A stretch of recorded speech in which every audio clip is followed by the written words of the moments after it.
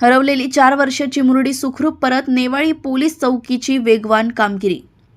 डोंबिवली येथे 9 डिसेंबर रोजी नेवाळी पोलीस चौकीच्या सतर्कता आणि तातडीच्या कार्यवाहीमुळे हरवलेली 4 वर्षाची मुरडी वंशिका श्यामबाबू दुबे काही तासातच सुखरूप मिळाली आहे।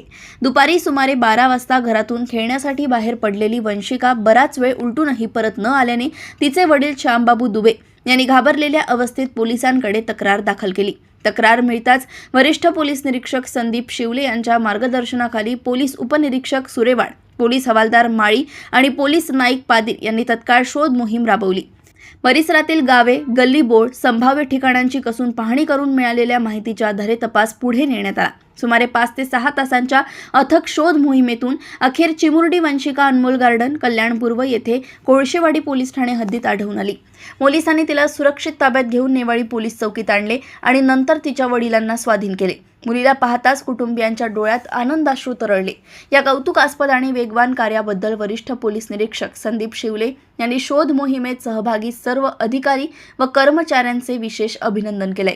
डोंबिवली येथून प्रतिनिधी विश्वनाथ शेनाय यांची रिपोर्ट।